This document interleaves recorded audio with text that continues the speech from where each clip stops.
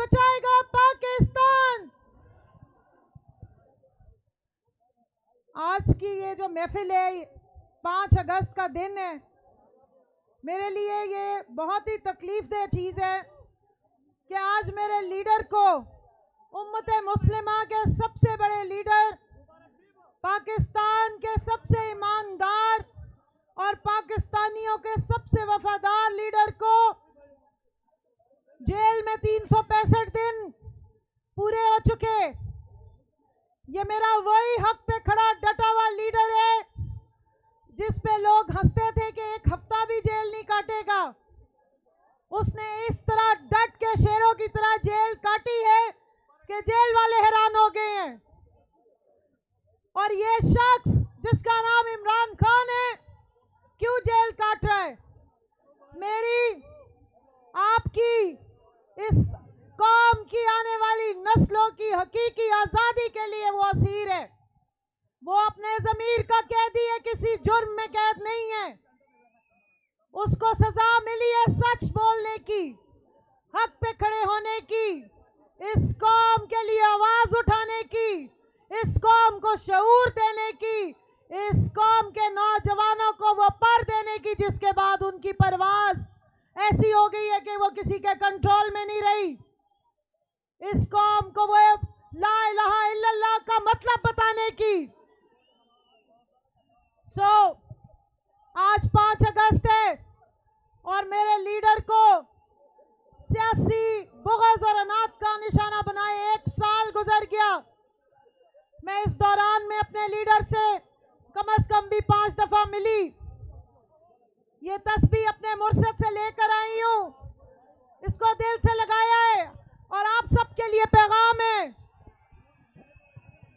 कि हमारे लीडर ने हमेशा हक सच का अलम बुलंद किया है।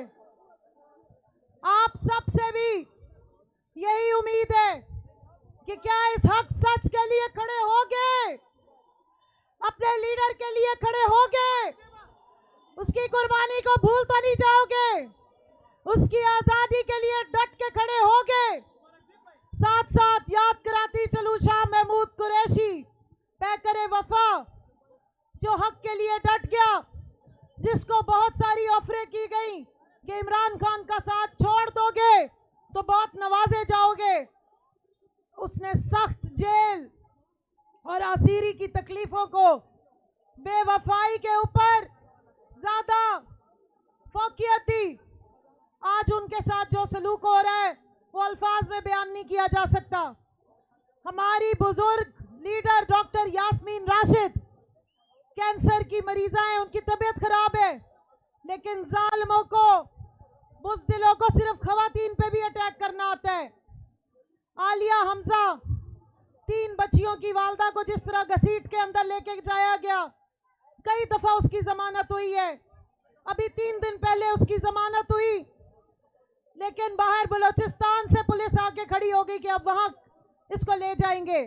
शर्म से डूब मरो, हमें तो दुश्मन भी बहुत नीच मिला है। मैं सलाम पेश करती हूँ अपनी विमेन विंग की खवातीन को, अपने पाकिस्तान की तमाम खवातीन को। इनके ऊपर फस्तायत, जुल्म और बर्बरियत और जबर के रिकॉर्ड तोड़ दिए।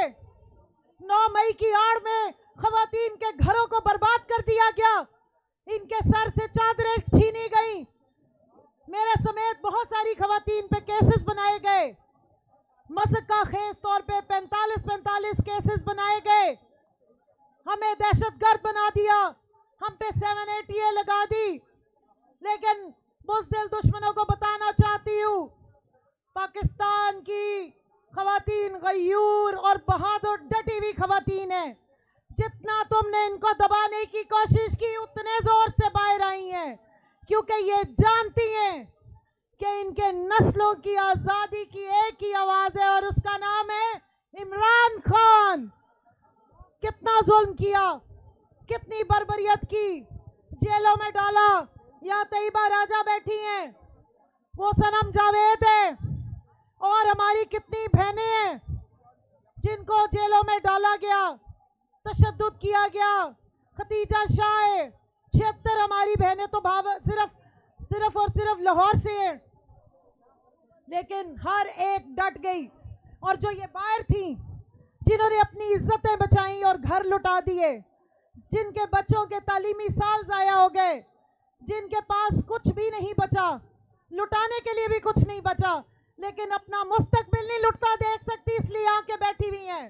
तो इन सब बहनों को सलाम है जो पाकिस्तानी अवाम और अपनी कौम के मुस्तकबिल के लिए निकलती हैं। ना गर्मी देखती हैं, ना बारिश देखती हैं, ना मौसम की सख्ती देखती हैं, ना पुलिस के डंडे देखती हैं और ना शेलिंग देखती हैं।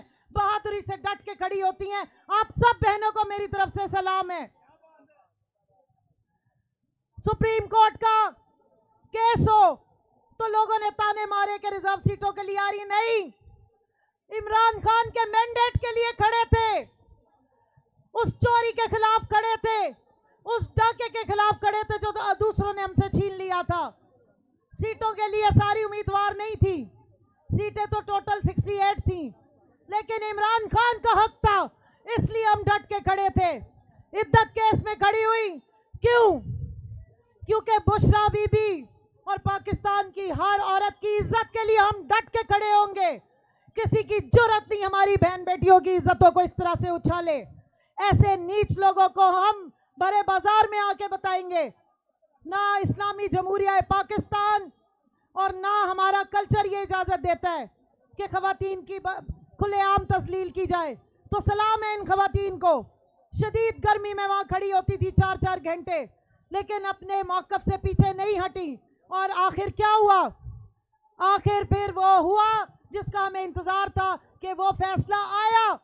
इद्दत केस झूठा साबित हुआ और झूठ बोलने वालों का मुंह काला हुआ।